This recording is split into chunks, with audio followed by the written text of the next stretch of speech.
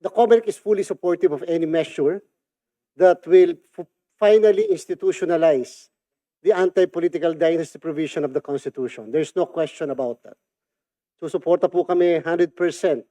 Kung kaya nga lang po, sana bigyan niyo po kami ng ilang minuto lang maipaliwanag yung mga magiging problema ni COMELEC if there will be a law such as this, especially on the enforcement and implementation. Lagi naman po yun ang problem. Yung crux of the controversy is in the enforcement and implementation, perhaps because they failed to realize na hindi ganun kadali na ipagpatupad. But we have to push for this bill at all costs, and we honestly believe that this 20th Congress will definitely pass this very important piece of legislation.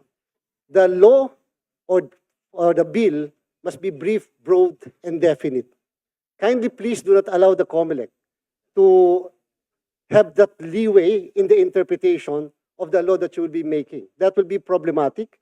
That will be brought to the Supreme Court. Your law may not be questioned before the Supreme Court, but our IRR may be questioned before the Supreme Court. And therefore, even if we speed up the process of passing, but if we will fail to really see what is the intent of Congress, we will be charged with grave abuse of discretion amounting to lack or excess of jurisdiction. Hindi rin namin po maipapatupad. So dapat po brief, broad, definite. As much as possible, the COMELEC will not be left to interpret what is your desire as provided in the provisions of the law. Ngayon po, we would like also to emphasize that there, as previously cited by Congressman Jokno, there were two legislations already institutionalizing the anti-political dynasty. First, the SK Reform Act. Napakadali po namin naipatapod yun ng 2022 barangay and SK elections. Bakit? Naging napakaliwanag po kasi sa COMELEC. Sino ang disqualified? Sino ang mariretain? Sabi po ng SK Reform Act, ang disqualified yung candidate sa Sangguniang Kabataan. Basta meron siyang relative by second degree sa national, provincial, regional, city, municipality, barangay, na incumbent, disqualified si SK. Simply because perhaps hindi magkasabay yung eleksyon ng SK at saka yung other candidates. So it's very easy because you have an incumbent to be the basis of who will be the dynast and who should be retained. Doon po sa Bangsamoro, of which the COMELEC was able to help in the drafting of the election code, including the IRR. Ang disqualified po doon ay yung pong second degree relative ng isang nominee sa parliament. So meaning to say, nilimit nila sa parliament. Ibig sabihin po, doon po sa kanila kasi, yung political parties will be required to submit 40 nominees. Sa 40 nominees na yon, kinakailangan hindi sila related sa bawat isa, up to the second degree. Pero may problem, hindi naman sila nagsabi na dapat hindi related sa chief minister o dapat hindi related sa representative ng parliamentary district. Limited lang sila doon sa nominees ng mismong political party. So they will have to submit to us 40. Pag meron diyang up to second degree, disqualified yung parehas. So ganun po ang kanilang provision sa kanila pong Bangsamoro Electoral Code. So very definite and therefore very easy on the part of the Commission on Election. Dito po sa problem natin, we will never interfere sa wisdom ng Congress. Yung issue po ng degree of relationship, that's an absolute discretion of Congress. Doon sa issue, well, it's simultaneous, magkakasunod ba o sabay-sabay, that's the discretion of Congress. But there are certain realities, perhaps, na sana po maunawaan nating lahat. For example, meron po tayong desisyon, the case of Peñera versus COMELEC. Sa case ng Peñera versus COMELEC, sabi ng Supreme Court in 2009, interpreting Section 14 ng Republic Act 9369, all of you are candidates only at the start of the campaign period. Sino po ba ang ating gustong i-disqualify dito?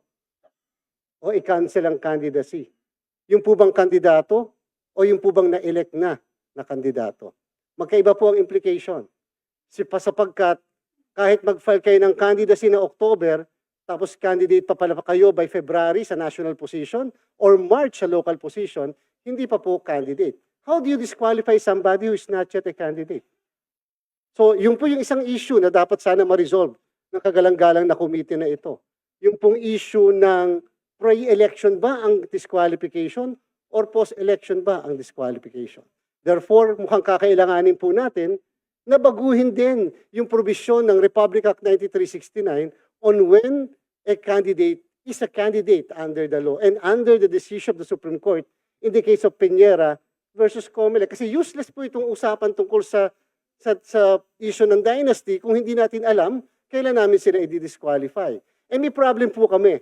Meron po kayong sa lahat po ng 21 bills, magkakaiba po ang remedies na ino-offer ng bawat isa. Tingnan niyo po, ang ginamit ng iba, disqualification. Ang ginamit ng iba, cancellation. Magkaiba po ang implication ng disqualification at cancellation. Baka po kasi expectation, tanggal yan. May problema po tayo. Pag po cancellation of candidacy, yan po ay nakalagay sa Section 78 ng Omnibus Election Code. Ano po yun? Material misrepresentation. Material misrepresentation of a fact which under the law should be declared by the candidate. And what is that fact? Section 74 ng Omnibus Election Code, the contents of the certificates of candidacy. Siyempre po, doon sa contents of the certificates of candidacy, wala namang political dynasty doon. So ano pong gagawin po ba natin? Kung magkakaroon ng batas, are we going to likewise amend Section 74 of the Omnibus Election Code to include that as one of the contents of the certificates of candidacy?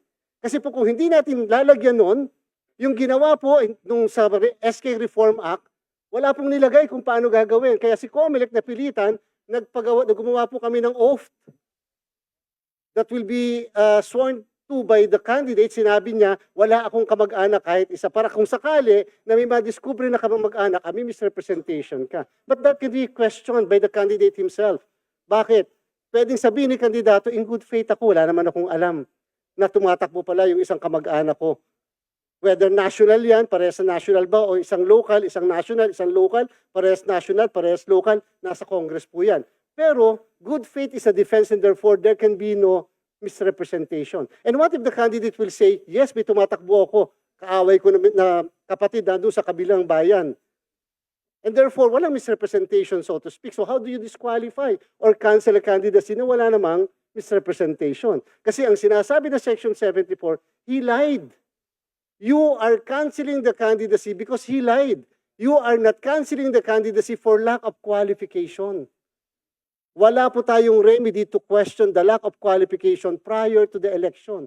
Yung issue ng citizenship, residency, registration as a voter, literacy, yan po lahat ng yan ay mga qualification to the office, 5 qualification to the office, but which absence any is not lack of qualification but material misrepresentation. Bakit ko po dinidistinguish? Kasi iba naman po ang disqualification. Ang disqualification, lahat ng sinabi kong yan na andyan, present lahat yung qualifications na yon. Kung kaya nga lamang po, nag-commit siya ng isang violation, for example, vote buying. Disqualification po yan. A disqualification case can be filed 25 days, anytime after the filing of the candidacy before the election. Yung pong cancellation na ginagamit din sa mga bills natin can be filed 25 days after the election. So magkaiba pala effect. Magkaiba po pala. Kung ang ginamit natin disqualification, pwede ka pang filean up to noon of election day. Kung ang ginamit yung pong wording sa cancellation of candidacy under existing laws and jurisprudence natin, 25 days lang po yan. So dapat din pala sigurong baguhin yon kung sakaling maipapasa natin ito. Ano po ba talaga? Cancellation or disqualification? Meron pa pong pinakamas serious na effect which will practically render inutile your anti-political dynasty bill or law later on. Substitution of candidates. Can a dynasty be substituted? Dapat po mailagay din siguro yon. Kasi otherwise po, kung hindi, everybody can be substituted. Anybody can withdraw for a particular period. Hindi po ba pag nag-file kayo ng candidacy ng October, usually nung nakakarang election, December, nitong nakarang election, November namin inimpose yung deadline. Meaning, kung nag-file ka ng candidacy, walang nag-file ng disqualification case sa'yo o cancellation, your name will remain in the ballots. And therefore, kung may mag-file man, na-realize mo mukhang may talo, you can be substituted. So should we allow substitution of somebody who we believe is a dynast under our definition, under the definition provided for by Congress. So, meron pa pong mas komplikado na sitwasyon. May recent decision ng Supreme Court, the case of Maungadatu versus Comelec. Ano po yung case ng Maungadatu versus Comelec? In that particular case, the Supreme Court, last year lang po yan, made a very important pronouncement reversing an age-old doctrine of the second placer rule. Alam po nating lahat, kapag ka ang final ay cancellation of candidacy, kapag ka na-cancel ang candidacy after the election, nanalo na after the election, ang pinapaupo kahit ng Supreme Court ang second placer. The Supreme Court abandoned the second placer rule. This time, the Supreme Court said whether disqualification ng e-file or whether cancellation ng e-file, the effect should be the same. The rule on succession should be applicable. Eh bakit po importante sa atin sa political dynasty discussion yan? Eh kapag po yung tumakbo vice mayor, ang sinabi po natin, parehas na position lang ang prohibited. Parehas ng local pero parehas na prohibited. Yung asawa tumakbong vice mayor, hindi po yung parehas na posisyon. And therefore, kung na-disqualify po o kinancel niyo yung candidacy ng mayor, after the election na mariresolve ni Comelec, ang uupo rin si vice mayor. O di dynasty pa rin po yun. Hindi po ba? So medyo pag-isipan po natin yung mga ganong klaseng implication because it would appear that there are several provisions of the laws, of our existing laws that we should amend in relation to the anti-political dynasty. Meron pa pong isa pang problema. We have to understand that ngayon po ay almost 1 year and almost 6 months na lang filing na ng candidacy for the 2028 important election. So practically po, ganyan lang po kaiksi yung pinag-uusapan natin na period para po maipasa natin itong anti-political dynasty because this will have to be implemented and enforced by Comelec in 2028. So medyo may problem po tayo doon sa period. Sana po kung talaga maipapasa, sana po yung period hindi because we have to properly inform our electorate, our voters on this new law. Yung voters education po kasi is very, very important. The duty of Comelec is purely ministerial. Under Section 77 of the Omnibus Election Code, the Comelec has no choice but to accept the certificates of candidacies of candidates. So kahit po alam namin, mukha namang Chinese to eh. O kaya naman po mukhang alam namin kamag-anak to ni Mayor eh. O asawa, we cannot refuse accepting the candidacy. Ito pa po, naglagay po doon sa provision ng ilang bills that the Comelec can motu proprio cancel candidacy. But even in the exercise of our motu proprio jurisdiction and power, we have to afford due process to candidates. Hindi po automatic na alam namin na yan ay kamag-anak, can cancel. Ang problem po natin, pag ganitong klase ng ground ng disqualification or cancellation, you need a full-blown hearing. You need to prove that this person is really related to the candidate, whether to the incumbent or parehas silang related. Sa amin po sa Comelec, we receive thousands of cases. Try to imagine, Your Honors, if the filing of the candidacy is by October of 2027, the printing of the ballots is by even December of last week or first week of January, yun lang po yung period na ginagalawan ni Comelec to resolve all of these cases. Iba pa po yung cases ng citizenship, disqualification, and such other grounds. Meaning to say, if we will be receiving thousands of cases, with all honesty, we will not be able to resolve cases. Makakatakbo po yung dynast o makakatakbo yung may violation ng anti-political dynasty. Problem, tingnan nyo po, nangyari po ito recently, congressman. Sa congressman, after the election you are proclaimed and you have taken your oath even before a notary public, you are not yet members of the House of Representatives. Sabi ng Reyes versus Comelec involving a congressman in Marinduque, sabi po ng Supreme Court, you become members of Congress only upon assumption to office which will happen by June 30.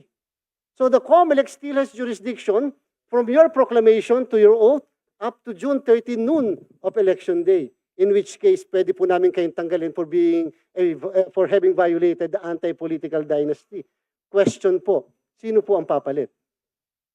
Samantalang sabi po ng Supreme Court, there is no second placer and therefore there is no succession sa member of the House of Representatives. So ito po yung mga bagay na pag inisipan po natin medyo problem. Isa pa po, may nakita po kami bills, sinama po ang party list. That is actually, we are supporting that. However, may problem po tayo. In one case, filed by Bayan Muna, Palparan versus HRET. In the case of Abayon versus HRET, twin cases po yun. Ang tanong doon, who is the member of Congress? Is it the party list or the nominees? May pangalawang tanong po doon, who is the candidate? Is it the party list or the nominees? So unang tanong, who is the member of Congress so that you can apply the 3 consecutive term limitation?